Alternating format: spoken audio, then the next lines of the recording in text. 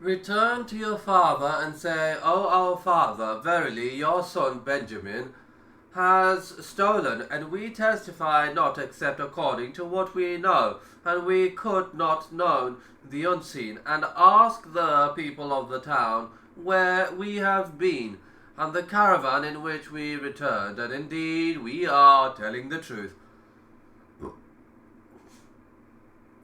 Jacob said, Nay, but your own selves have beguiled you into something.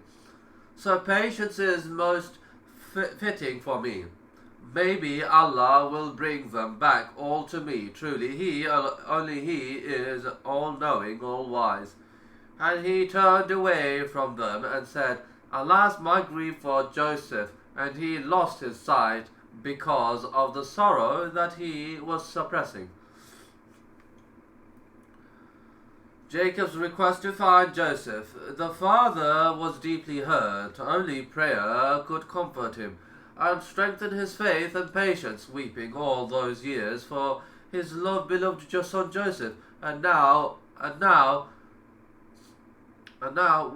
one more of his best sons had been snatched from him. Jacob almost lost his sight. The other sons pleaded with him, O father, you are a noble prophet and a great messenger of Allah. Unto you descended revelation, and people received guidance and faith from you.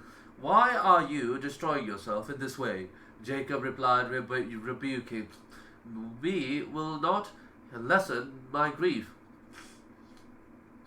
Rebuking me will not lessen my grief. Only the return of my sons will comfort me. My sons, go in search of Joseph and his brother. Do not despair of Allah's mercy. Jacob's request to find Joseph.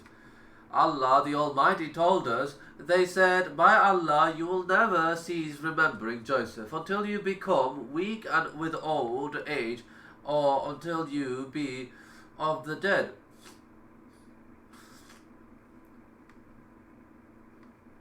He said, I only complain of my grief and sorrow to Allah, and I know from Allah that which you know not. O my sons, go you, and inquire about Joseph and his brother, and never give up hope of Allah's mercy. Certainly, no one despairs of Allah's mercy except the people who disbelieve. Joseph reveals himself. The caravan set out for Egypt. The brothers, on their way to see the chief minister, Joseph, were poor and depressed. On reaching Egypt, they collected Judah and called on Joseph.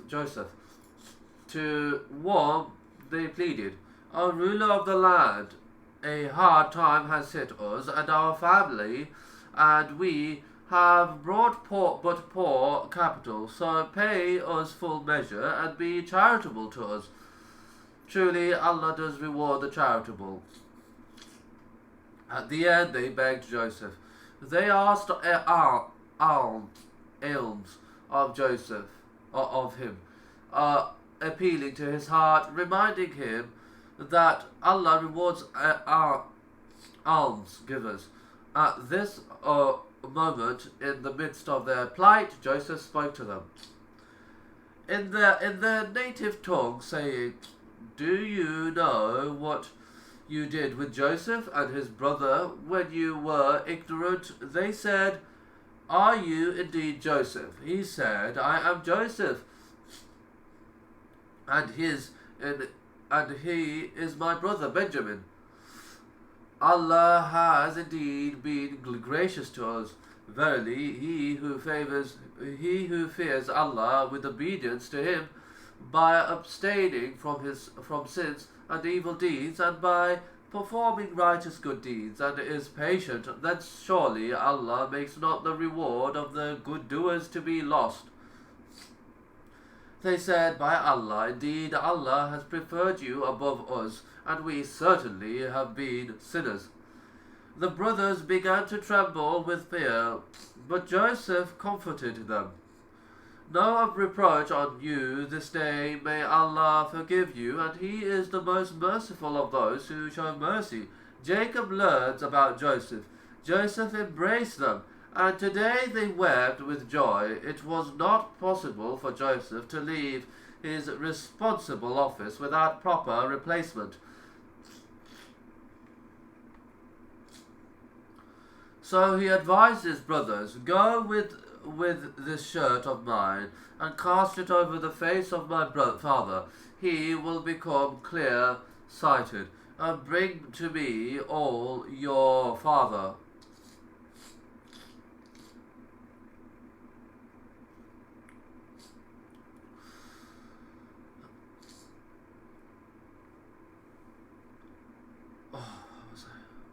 "Go with this shirt of mine and cast it over the face of my father. He will become clear-sighted, and bring to me all your family." And so the caravan headed back for Palestine. We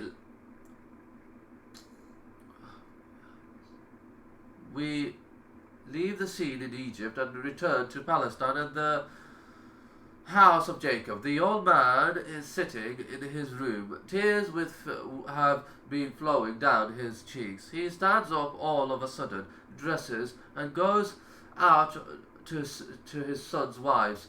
Then he lifts up his face to heaven and sniffs the air.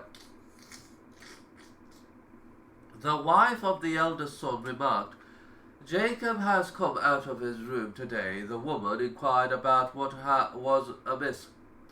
There was a hint of a smile on his face. The others asked him, "How do you feel today?" He asked, "I can smell Joseph in the air."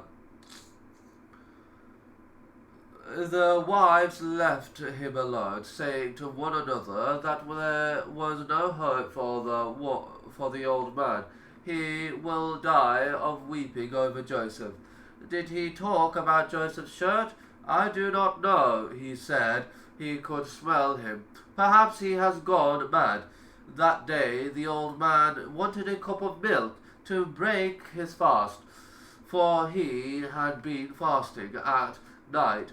He changed his clothes. The caravan was traveling in the desert with Joseph's shirt hidden among the grain.